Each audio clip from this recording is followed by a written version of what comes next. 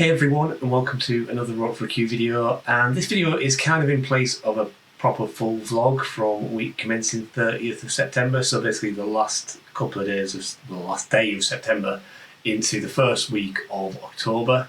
I didn't get a lot of snooker in because, well, for various reasons. The main one was the fact that I was working away. I was manning a outdoor exhibition stand for the company I work for, trying to sell and rent our latest geophysical survey equipment, and it was good fun, apart from the weather when one day it absolutely chucked it down. But never mind. Because of that, I was staying away all week and I didn't have access to my normal snooker club, but it was a league match that week on the Tuesday night, and I decided to make the trip back. So I decided to go. It was about sort of an hour and a half drive, so my plan was to basically drive back for the match, play the match, then drive back to my hotel rather than go home for the night because I would have had to get up early the next morning. The match was supposed to start at 7:45. Nobody from the opposition team turned up, nor did they message the WhatsApp. We have like a league WhatsApp group for the captains to sort of communicate with each other. Didn't put a message in there, so I was getting a bit concerned.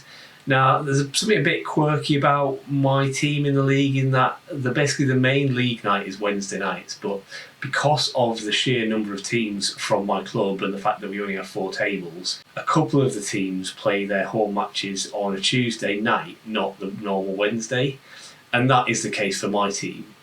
And basically what happened was the other team did not realise that, even though it was clearly on the fixtures, and my team is basically replacing a previous team from last year by the same name who also played their matches on Tuesday nights last year. So anyway, when it got to 7:45, the time of the first frame, I give the guy a ring, the captain that is, and essentially I think I woke him up. He was quite sort of, whoa, what's going on, when he answered the phone. I told him, explained the situation to him, and he admitted that he thought the match was the following night on the Wednesday. And he said to me on the phone at that point, well, I'm not going to get a team out to you this late notice. So I just accepted that. I put in the captain's chat and WhatsApp that they hadn't shown up and asked the league organiser what to do, and waited for a response. In the meantime, I read the rules on the website, which sort of to go into what happens in such situations. And basically, if the opposition team isn't ready to play at 7:45, they get docked a frame. If they're not ready to play by 8 PM, they get docked a second frame. And if they're then not ready to play by 8:15, they get docked the whole match. So basically the 4-0 victory goes to their opposition. Now it gets a bit complicated because about 8 o'clock, the captain rang me back and said, I can get 2 guys to you in the next sort of 15 minutes. Now this was about sort of 2 minutes past 8. And I kind of just said to him at the time, well, that's not good enough, and it's too late, kind of thing. I don't know if I was being overly harsh because we're a new team and I wasn't sure exactly how it would be dealt with. I sort of put all this in the captain's chat, and one of the other team captains kind of inferred that we should have played it because this similar thing happened to them last year and it kind of didn't sit right and all this kind of thing. But the league secretary did say, well, then it's a no-show, so you get a 4-0 victory. Hopefully, while I've been filming this, I've put up the rules on the website to sort of see that and highlighted the relevant sections. So yeah, so I'm interested to know whether you think I did the right thing. I mean, I didn't want to cause any friction. It didn't feel great getting a 4-0 victory that way. It might mean there's a bit of a sour atmosphere for the return fixture, so when we play them at their place, probably after Christmas, it might be a bit of a sour atmosphere. But never mind. It's really annoying as well because it was going to be the first match I was going to be able to film. I'd got the camera all set up. I made the journey from my event and got everything set up in time. I tested the camera. This is the only bit of footage I took, which was just a bit of warm-up footage to make sure that the camera was working properly. And yeah, it was very frustrating. So essentially what I did was I just stuck around, played a frame with one of my teammates, and then ended up going back to my hotel a bit earlier than planned, which was nice, but still left a bit of a bittersweet taste in the old mouth. But I don't know, let me know if you think I did the right thing or whether I should have said, well, we'll replay the fixture. I don't know. Part of me feels we should have maybe offered to replay it, but perhaps with a penalty to them or something. But we ended up getting the full 4-0, which meant that we were pretty much top of the league after the first 2 weeks. Anyway, the only other bit of snooker I managed to get is that while I was away with a colleague, not a colleague who worked for the same company with me, but a colleague who works in the industry, who I've known for a little while. And he's Italian, and he was telling me while we were at the event that he plays a bit of Italian billiards, and he's always wanted to try snooker since he's been living in the UK.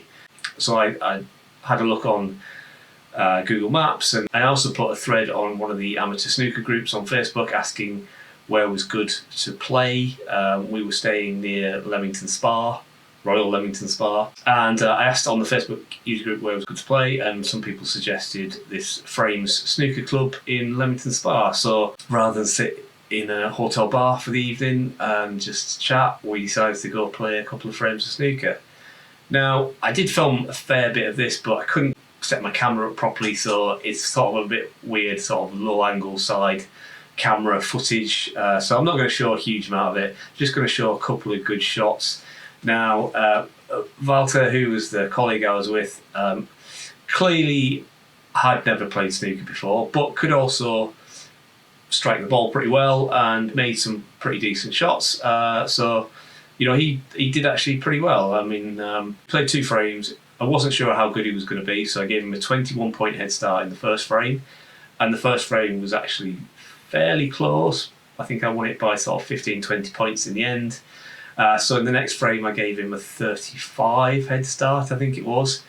But in that frame he kind of fell to pieces a bit, and I ended up winning. I think he ended up with 42 points and I ended up with 80 odd, something like that. So it was a bit of a strange one. After that I thought I'd try my hand at a bit of coaching, so we set up one of the simple sort of potting angles routines that I used to do with my coach, because one of the things he was saying is because he played billiards and not snooker, he was more used to knowing where the cue ball was going and less about where the object ball was going, so he was struggling with potting angles essentially. So I set up a bit of a potting angle routine for him on the black, and we did a little bit of that.